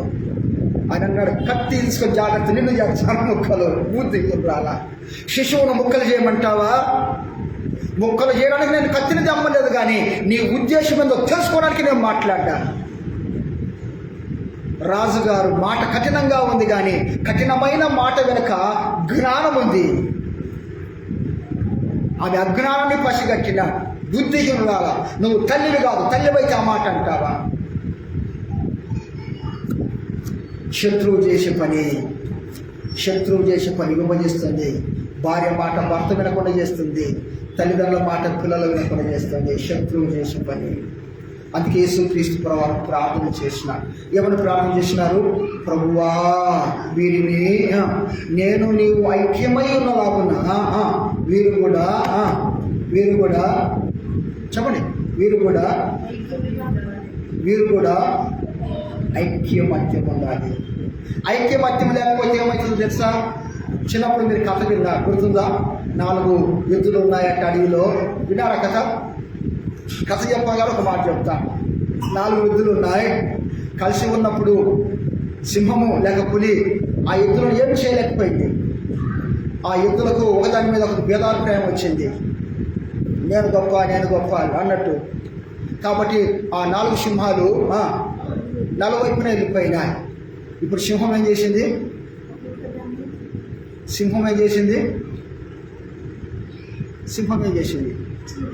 చీల్చుకొని తిన్నది. ఐక్యత లేకపోతే చంపబడతావు. శత్రువుని చంపివేస్తాడు. ఐక్యత ఉంటే నువ్వు నిలిచి ఉంటావు. తండ్రి చనిపోతూ ఉన్నాడట. తండ్రి దగ్గరికి పిల్లలు వచ్చినారట. ఆ పిల్లలకు ఒక్కొక్కరికి కర్ర ఇచ్చినాడట. కర్ర ఇచ్చి నిలబండి అన్నాడట. ఏం చేసినారు? ఆ కర్రను విడిచేసినారట. 4 కొమ్మలను విడిచి ఆ 4 కట్టెలను 4 కర్రలను తాడు కట్టినాడు. ఇప్పుడు ఇరవండి అన్నాడట. ఇప్పుడు ఇరవండి అంటే చెప్పరేంటండి? ఒక కర్రను విరుచుట, 4 కర్రలు విరుచుట. ఆ తండ్రి చనిపోతే పిల్లలు చెప్పినాడు, నాయనా మీరు ఎవరికి వారుగా ఉంటే ఎవడైనా మిమ్మల్ని విరిచివేస్తాడు. మీరు కలిసి ఉంటే మిమ్మల్ని ఎవడైనా చేయలేడు. కలిసి ఉంటే కలదు. నువ్వు ఐక్యమత్యం ఉంటే నిన్ను ఎవడు ఇరవలేడు. ఐక్యమత్యం ఉంటే ఎవడు నిన్ను చీల్చి చంపలేడు. వేటగాడు ఉరులేసినాడు. వేటగాడు నూకలు చల్లినాడు. ఆ ఊరులలో ఈ పావురాలను చిక్కబడిన తర్వాత పావురాలని పెద్ద పావురంతో అన్నాయట. పెద్ద పావురం చెప్పిందట, ఎవరో మన ముత్తాత ఎవరున్నారు అక్కడ మనకు నూకలు చల్లడానికి? ఎవడో నూకలు చల్లినాడంటే మనల్ని చంపడానికి పని చేసినాడు. వద్దు, ఆ నూకల మీద ఆశపడకండి, అవి మనకు వద్దు అంటే అవన్నాయట, నీ మాట వింటే ఆహారం దొరకదు, మేము వెళ్ళి తింటామన్నాయట. అన్నీ కలిసి వెళ్ళినాయి. కాబట్టి ఇప్పుడు ఈ పావురాలన్నీ ఏ స్థితిలో ఉన్నాయి? చావు బతుకుల మధ్య ఉన్నాయి. ఇప్పుడు వాడు వస్తాడు, పట్టుకుని వెళ్తాయి. అప్పుడు పావురాలన్నీ అన్నాయట. ఏమన్నాయి? ఆ పెద్ద పావురమా, ఓ పెద్ద తాత, నీ మాట వింటాను చెప్పు అన్నాయట. ఏమన్నాయి? ఇప్పుడు వింటాము, అప్పుడు వినలేదు. అప్పుడు నీ మాట వినక ఇప్పుడు మేము బంధించబడ్డాము, ఇప్పుడు నీ మాట వింటాము. ఏం చేయాలంటే ఆ పావురం అన్నదట, ఒక్కసారి మనమంతా కలిసి పైకి ఎగురుదామని చెప్పిందట. ఒకేసారి పైకి లేవగానే ఆ వలవల పైకి ఎగిరిపోయింది. ఆ పెద్ద పౌరానికి ఎలకతో సహవాసం ఉందట. ఎలకని పిలిపించి అంత కత్తిరించిందట. ఐక్యమత్యం ఉంటే ఉపద్రవం నుండి తప్పించబడతా. నా మాట ముగిస్తూ ఉన్నా. యేసుక్రీస్తు ప్రభువు తనను వెంబడించిన వారి కోసం ప్రార్థన చేసినాడు. ఏమని ప్రార్థన చేసినాడు? నెంబర్ 1, తండ్రి నేను వీరికి చెప్పండి, నెంబర్ 1 నువ్వే చెప్పు. నెంబర్ 2 మా వైపు చూస్తే అడగాలనిపిస్తుందా? ఏమని ప్రార్థన చేశాడు? చదవండి. యోహాను సువార్త 17వ అధ్యాయం 14 వచ్చిన 15-14 వారికి నీ వాక్యములు ఇచ్చిన 15 వచ్చిన నేను దుష్టుల నుండి వారిని 22 వచ్చిన మనము ఏకమై ఉన్నలాగున వారును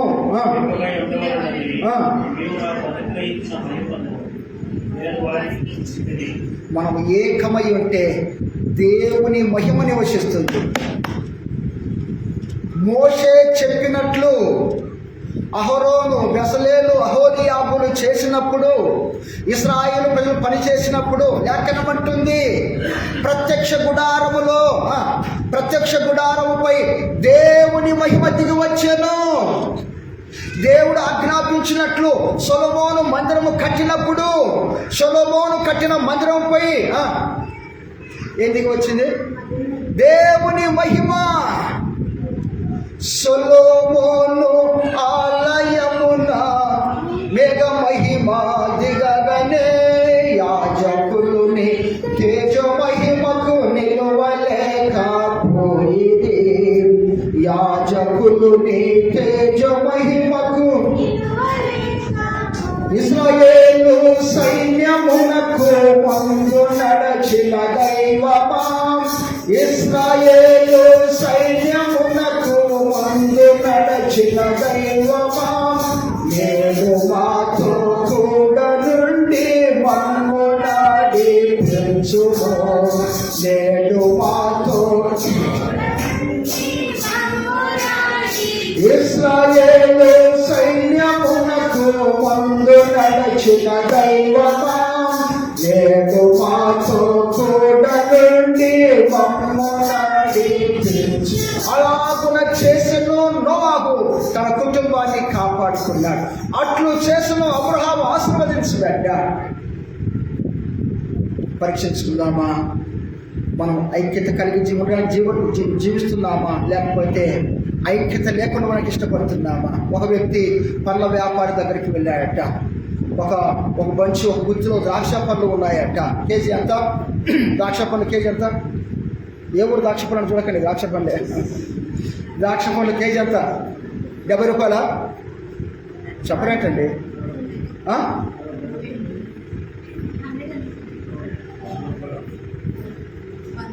నేను పండ్లు పట్టుకొని మిమ్మల్ని రేట్ అడిగినట్టు తీసుకుంటారు లేదు.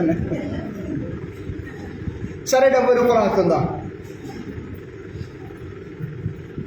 ఆ బంచి ఉంది కదా, ద్రాక్ష గుత్తిలో ఉన్న ఆ పండ్లను తీసి అన్నాడు, ఇవి కేజీ 70 రూపాయలు అన్నాడు.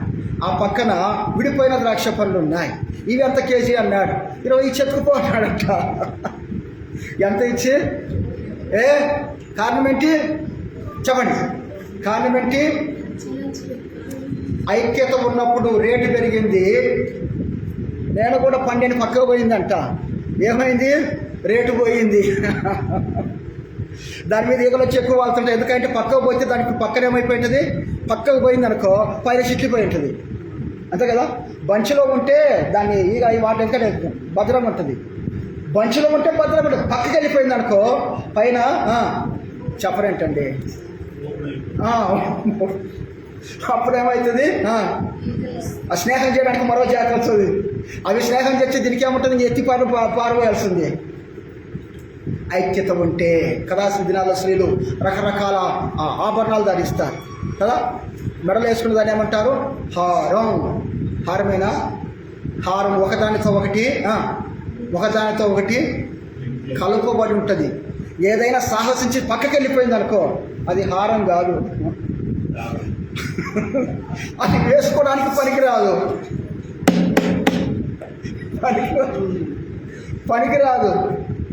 చెప్పుకోవడానికి కూడా కుదరదు. నా గోడ ముందు ఆరంభ తెగిపోయిన ఆరంభ ఉంటే పెట్టుకోరా. దానికి విలువ ఎప్పుడయ్యా అంటే ఏం చేయాలి? ఒకదానితో ఒకటి అతుకబడాలి. మనం కూడా దేవునితో, దైవజనునితో, భర్తతో, భార్యతో, పిల్లలతో ఒకరితో ఒకరు అతుకబడితే ఎంత ఆనందంగా ఉంటుంది, ఎంత సంతోషంగా ఉంటుంది కదా. ఆ దండం చూడగానే అబ్బా భలే ఉంది. అది లింకులు కట్ అయిపోయింది అనుకో ఇది ప్రయోజనాలు వేస్ట్. యేసు క్రీస్తు ప్రభువారు తను వెంబడించిన వారి కోసం ప్రార్థన చేస్తున్నారు. చెప్పండి 3 మాటలు ప్రార్థన చేస్తున్నా. నెంబర్ 1, నేను వారికి నీ వాక్యం ఇచ్చిన వాక్యాన్ని భద్రపరుస్తుంది, ఆ వాక్యాన్ని కాపాడుతుంది, నిత్యత్వాన్ని సిద్ధపరుస్తుంది. నెంబర్ 2, వారిని దుష్టుడు చేసే పని ఏంటయ్యా అంటే వాడు విను అంటాడు కానీ అనుసరించడానికి వాడు ఇష్టపడిపోడు. పాట పాడు అంటాడు కానీ లోపడ్డానికి పాట పాడి నువ్వు చూపించుకోమంటాడు. దేవుడిని చూపించడానికి ఇష్టపడ్డు వాడు. మనకు దేవుడిచ్చిన ప్రతి తలాంతును బట్టి దేవుని కనపరచాలి. దుష్టుడు చేసే పని ఏంటయ్యి అంటే నేనే అంటాడు. నేనే అంటే ఏమంది ఇంతే సంగతులు ఇట్లు అడ్రస్ మారిపోతుంది. గర్వము పతనానికి నడిపిస్తుంది. నేనే అంటే పతనమే ఉంది పక్కన. దీనత్వం ఘనతకు నడిపిస్తుంది. నెంబర్ 1, దేవుడు తను గమనించిన వారికి ఏమి ఇచ్చినాడు కాబట్టి వాక్యం పట్ల ఆశ ఉండాలి, ఆసక్తి ఉండాలి, శ్రద్ధ ఉండాలి. నెంబర్ 2, ఏమని ప్రార్థన చేసినాడు? వీరిని దుష్టి నుండి కాపాడు. నెంబర్ 3, ఏమని ప్రార్థన చేసినాడు? మనమంతా ఎలా ఉండాలి? ఎవరితో ఏకమై ఉండాలి? దేవునితో, దైవజనునితో, తల్లిదండ్రులతో, కుటుంబముతో ఐక్యత ఉంటే చంపబడలేదు, నిలిచి ఉంటాం, ఎవరేం చేయలేడు, నీకు ఒక విలువ ఉంటుంది. కలిసి ఉన్నప్పుడు సింహము ఎద్దులను ఏమి చేయలేకపోయింది. కలిసి ఉన్నప్పుడు ఆ కట్టెలను ఆ మనుషులు ఏం చేయలేకపోయినా విరగొట్టబడలేదు. కలిసి ఉండకపోతే విరగొట్టబడతాం, కలిసి ఉండకపోతే చంపబడతాం, కలిసి ఉండకపోతే విలువే ఉండదు. కలిసి ఉందాం, దేవుడికి ఇష్టకరంగా జీవిద్దాం. అటు దేవుడు మనకు మరించి ప్రార్థన చేస్తుంది.